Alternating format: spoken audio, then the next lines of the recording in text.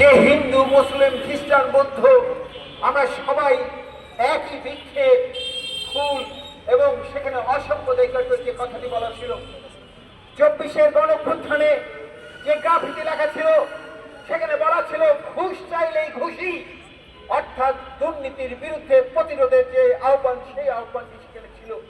24-এর গণঅভ্যুত্থানের ওই গ্রাফিতিতে যা ছিল সেখানে বলা হয়েছিল ধর্ম নিয়ে টানাটানি করো না, ধর্ম নিয়ে বাড়াবাড়ি করো না, যদি তোমার সন্তানের নাম কি রাখবা, যে ফুল সেই ফুলের নাম যে রাধাচূড়া কৃষ্ণচূড়া যে নামগুলি রয়েছে সেগুলির কি পরিবর্তন হবে?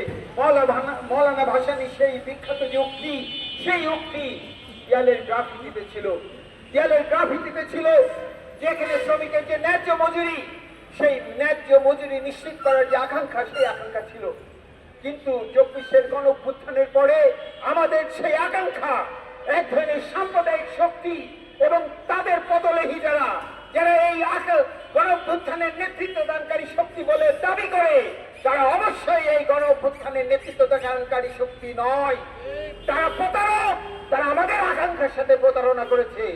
আমরা সেই রাষ্ট্রের জন্য ওই জায়গায় লড়াই চেয়েছিলাম, আমরা সেই গণতান্ত্রিক সরকার প্রতিষ্ঠার জন্য ওখানে লড়াই করেছিলাম, যে গণতান্ত্রিক সরকার হবে অসাম্প্রদায়িক, যে গণতান্ত্রিক সরকারের প্রতিশ্রুতি হবে শ্রমিকের ন্যায্য মজুরি, প্রত্যেক শ্রমিকের সামাজিক সুরক্ষা, এবং যার প্রেক্ষিতে আমরা যখন ওই তত্ত্বাবধায়ক সরকার অন্তর্বর্তীকালীন সরকার যারা আসলেন তারা শ্রমিকদের চাপে বাধ্য হয়েছিলেন শ্রম সংস্কার কমিশন গঠন করতে। সেই শ্রম সংস্কার কমিশনে তার প্রধান এবং প্রথম যে সুপারিশ ছিল সেই সুপারিশ সাথে প্রত্যেকটি শ্রমিকের যেন শ্রম আইনের যে স্বীকৃতি সেই স্বীকৃতিটি নিশ্চিত হয়। কিন্তু আমরা অত্যন্ত দুঃখের সাথে দেখছি আজকে তথাকথিত একটি বড় রাজনৈতিক দল হিসেবে যারা উপস্থিত হয়েছেন, যেভাবে উপস্থিত হন না কেন, জনগণকে ক্ষুধার্ত রেখে, জনগণকে অভাবে রেখে, টাকা দিয়ে তার মত কেনার মধ্যে দিয়ে জনগণের প্রকৃত যে ইচ্ছা সেই ইচ্ছার প্রতিফলন হয় নাই। আমার দেশের জনগণ 24-এর গণঅভ্যুত্থান টাকা দিয়ে ভোট কেনার জন্য করে নাই। ফলে আজকে যারা টাকা দিয়ে ভোট কিনে এই রকমের প্রধান আসনগুলো দখল করার কৃতিত্ব দেখাচ্ছেন, তারা প্রত্যেকেই প্রতারক, তারা প্রত্যেকেই ওই পুরাতন ব্যবস্থাকেই বজায় রাখতে চান, তারা প্রত্যেকেই মালিকের দাস, মালিকের দালাল। আমরা শুনছি কেউ কেউ বলছে যে কেউ নাকি আমাদের মতো মানুষরা, আমরা যারা মালিকের কাছে ন্যায্য বেতন চাই, আমরা যারা মালিকের কাছে ন্যায্য বোনাস চাই, এরকম মানুষদেরকে তারা বলছে যে কেউ আছেন যারা মালিক আর শ্রমিকের মধ্যে সংঘাত সৃষ্টি করে তারা সুবিধা নিতে চায়। আমরা বলতে চাই, আপনারা যারা এই কথা বলছেন আপনারা হচ্ছে মালিকের পাচাটা দালাল।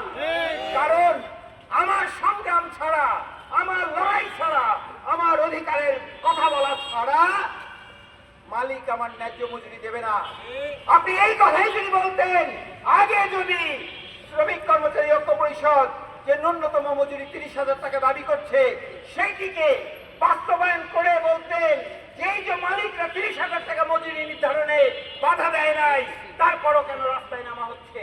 তার মানে আমাদের দাবিকে আড়াল করে ওই মালিকদের কাছ থেকে সুবিধা নেওয়ার জন্য আপনারা ভণ্ডামি করছেন।